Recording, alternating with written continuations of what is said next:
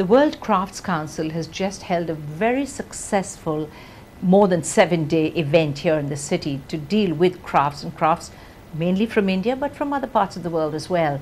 And the president of the World Crafts Council is Usha, and she's here with us. She's going to be talking to me, continuing to talk to me about what this is all about. Now, Usha, we were talking about craftspersons before we broke there for that short break.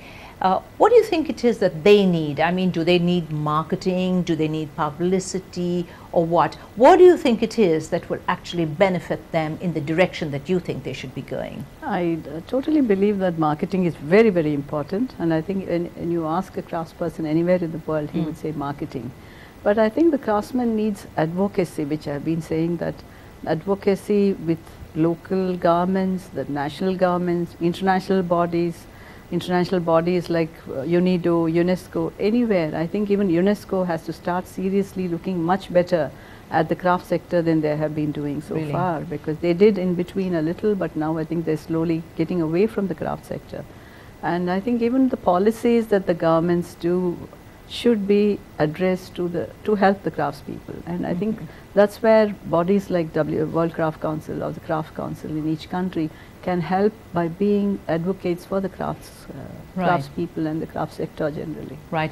Now, these crafts have been around a long time. Of course, I do accept that a lot of them have died along the way, but the ones that have got revived, how long ago would you say that the movement actually sort of, took root again? Or would you believe it has taken root? No, it has taking root, I would say. Okay, yes, right. It is. Correction but there. I think I would say that when Kamala Devi started thinking about the revival of the crafts in this country, and that around the 64 was when the World Craft Council started, and that's when I think the whole world said we should meet, and it was a very, very strong organization of NGOs meeting to get a better deal for the craftspeople in their own countries. And even today we have, we had about 96 countries, and as of today some have not paid up and all that, but even otherwise we have about 80 countries who are members of the World Craft Council. And right now my target was to make 10 new members in Africa, but I'm glad to say we have now 32 members. Wow, yes, that's amazing. Absolutely amazing. Right. And for the first time after a long time we have had an African conclave in Chennai. We had the Asia Pacific region in one room, and the other room was African conclave. They all came together. Now they want to be together, and now they said that Africa is a very big continent, so they plan to split it 4 ways, south, north, east, west, and things like that. They have divided into themselves, and they brought about a new president for them to follow this whole through. Right. And I think it's a great achievement for us, because I think Africa is now, it was a difficult continent, and I think now we are able to bring it together. And India comes in the Asia Pacific region, and most countries in this region are very strong in the crafts. Their governments are doing a lot for their craftspeople. But there's so much more to be done. But it's truly a global movement, really, in a way, as you are pointing it out to me. Of all the countries and of all the regions of the world, can I ask you to pinpoint to me, which would you say is the one country or the one region that is most acutely aware of the arts and crafts of their region, of their country? Is there any one country, would you say? I would say the Asia Pacific region, really? And I think Thailand is very good. Thailand is totally committed to the craftspeople.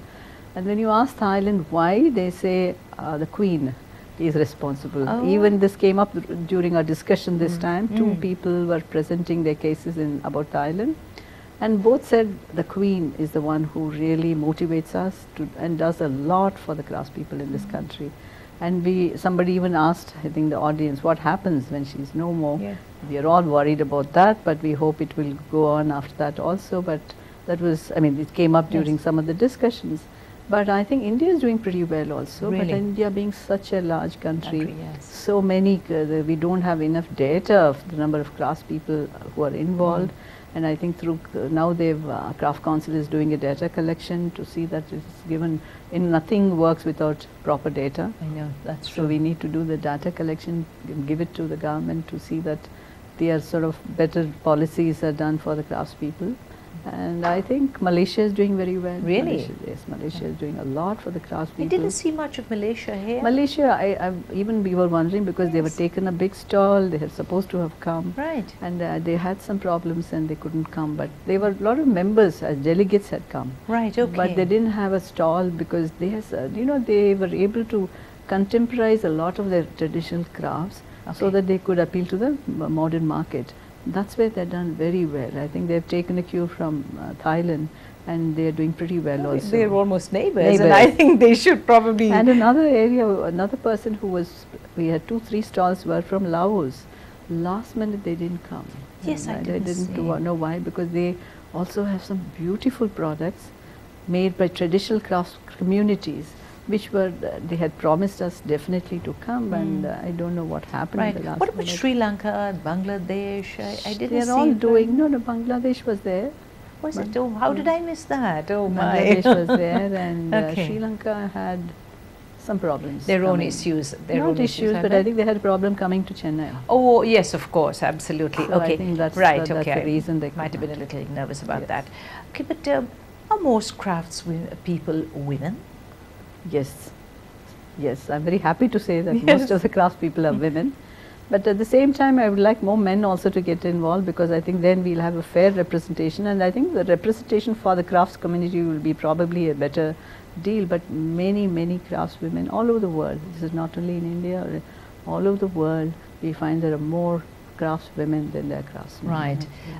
I saw a very big crowd surrounding the Pakistan, counters at every location. Yes. I mean, and that was kind of interesting, I Pakistan, think, big I don't know movement? what the connection is, because we heard they had an exhibition in Delhi, Right. just Pakistan products, and I believe it was a total sellout. Really? And then even here we had actually many more stalls coming because of last minute, couldn't get visa, things like Yes, that, they right. couldn't arrive. But there's always a lot of interest in Pakistan thing, and they do have very pretty things. And they do make clothes which are beautiful, and their truck painting is so beautiful. Very and unusual. it's we are hoping that next time we'll have a truck for them to paint, so That'll be fun. then you will have a Pakistani truck running around Chennai. that is wonderful. I mean, perhaps you should have had that this year, had an Indian truck painted by yes, them. we planned to, but we couldn't do it in time. But hopefully sometime we can do that next Right. time. First of all, of course, it was quite fascinating that they would paint their trucks and make them look so very beautiful. And I think really that was the attraction at that particular stall. Truck True, painting, we never heard of it, Yeah, But I mean, beautiful. when you think about it, may I just finally say that obviously you've done a great job, and what would you do differently? What would you, say next year? What can I expect from Usha Krishna next year? Next year, I think I'm taking a big holiday, so You'll be except buying. the truck painting, nothing else. But I'm hoping that this, the two things like the film contest for students, because we especially want it for students, because we want the students community to get active in the craft field. Yes.